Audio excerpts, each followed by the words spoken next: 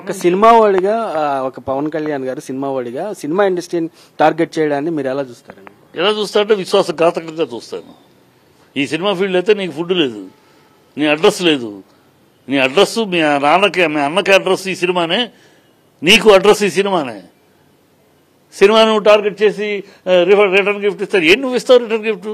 ఏంటి ఒక ఉప ముఖ్యమంత్రి ఏంటి శిష్టాది గురువా నువ్వు? మొత్తం నీకు రాజీకి చేశారు అదన్నీ ఇష్టం వచ్చినట్టు మాట్లాడతాను. ఏమిటని ఏం రిటర్న్ గిఫ్ట్ ఇస్తావు నువ్వు?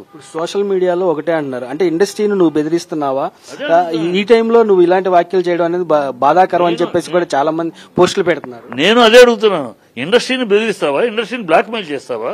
నువ్వేంటి నీలాంటి మహా తల్లో జేజిని చూసేది ఇండస్ట్రీ, మహామోహన్ చూసింది ఇండస్ట్రీ. ఇండస్ట్రీని నువ్వు బెదిరిస్తావా? ఇండస్ట్రీ ఏంటి, నువ్వేంటని ఇండస్ట్రీలో? చిరంజీవి లేకపోతే అసలు నువ్వేంటి? ఇప్పటికీ చిరంజీవి నాకు పవన్ కళ్యాణ్ సంబంధం లేదని చెప్పానండి. చూద్దాం నీ పరిస్థితి ఏంటో ఇండస్ట్రీలో. ఆ మెగాస్టార్ వల్ల ఇప్పటికీ నువ్వేం బాగినా, ఎన్ని మాట్లాడినా, ఎన్ని తప్పులు చేసినా, ఆయన అబద్దాలు ఆడినా, ఎన్ని ప్రజలను మోసం చేసి మాట్లాడినా ఇప్పటికీ నీకు అభిలువిస్తున్నది సినిమా ఫీల్డ్ చిరంజీవి తమ్ముడు కనుక. అంతే చెప్తే చిరంజీవి నాకు అతని రాజకీయాలకి అతనికి సంబంధం లేదు అని ఒక మాట ప్రకటించమనండి, అప్పుడు తెలుస్తుంది నీ స్థాయి ఏంటో, నీ స్టేటస్ ఏంటో. ఈ టైంలో పవన్ కళ్యాణ్ గారు ఇలాంటి వ్యాఖ్యలు చేయడం ఎలా చూస్తారండి? ఎలా చూస్తాడు? దౌర్భాగ్యంగా చూస్తాను. అతను అంతేనమ్మా. అతని గురించి నేను ఎలా చూస్తాడు? మీరేమో అతను ఏదో, నేను బిగినింగ్లో మీలాగానే పవన్ కళ్యాణ్ చాలా గొప్పోడు, చాలా అవినీతి లేదు, డబ్బుల కోసం రావట్లేదు ఇండస్ట్రీకి, రాజకీయాలకి, ఏదో చించేస్తాడు, పొడి చేస్తాడు అని నేను నమ్మాను. అతను వచ్చినా అతనితోటి రాజకీయమే మారిపోతుంది. ఆంధ్ర రాజకీయం చాలా కొత్త రాజకీయం వస్తాయి. చంద్రబాబు దౌర్భాగ్యం రాజకీయము, కాంగ్రెస్ నీచపు రాజకీయాలు కాకుండా ఒక కొత్త రాజకీయం వస్తుంది నేను నమ్మి అనేక సందర్భాల్లో మాట్లాడాను, కొత్త రాజకీయం చూస్తాం మనం అని. కానీ దురదృష్టం మరాఠా కూడా మోసపోయాం ఇతని ఆవేశం చూసి, ఇతని మాట చూసి. ఇది కేవలం సినిమా నటన.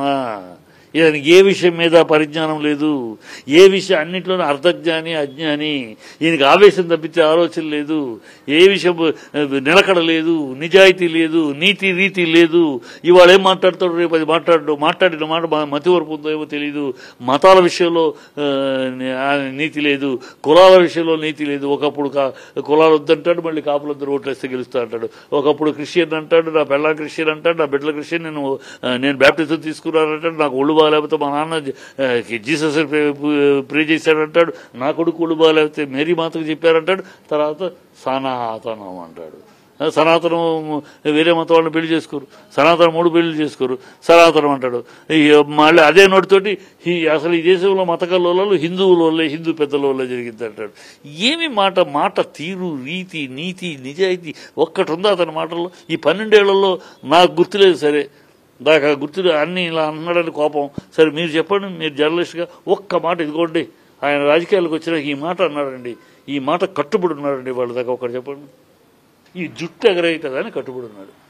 ఎక్కడ వచ్చినా ఇట్లా ఎగరేసి మాట్లాడటానికి దాని ఒకదాన్ని కట్టుబడి ఉన్నాడు. చెప్పండి సార్. అయితే ఫైనల్ గా ఇప్పుడు సినిమా ఇండస్ట్రీ ఏమనుకుంటుంది? ఇప్పుడు సినిమా ఇండస్ట్రీ ఏమి కేర్ చేయదు సినిమా ఇండస్ట్రీ. ఇప్పుడు ఇది అన్నాడని ఓ పొలం పరిగెట్టుకుపోయి రెండు అందరూ కలుదు ఎవడే అని చాలా చూసామండి.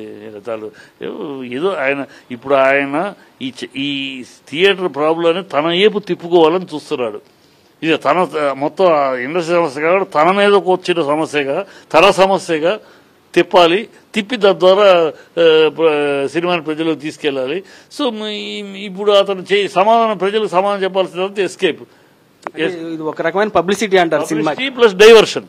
ప్రజలు నిలదీస్తున్నారు ఎక్కడికి వెళ్తే అక్కడ వీళ్ళని కుటుంబని ఇదేది మిమ్మల్ని నమ్మి ఓట్లేసి మమ్మల్ని మోసగించారు, వంచన చేశారు, మమ్మల్ని తిడుతున్నారు, ఎక్కడ శాపనార్థాలు పెడతారు. సో అక్కడ నుంచి తప్పించుకొని వాళ్ళ ప్రజల ఆలోచనల్ని ఇంకో రకంగా తిప్పడానికి డైవర్షన్ పాలిటిక్స్, సినిమాకి ప్రమోషన్, ఇంతే తప్పితే ఇంకేమీ లేదు దీంట్లో.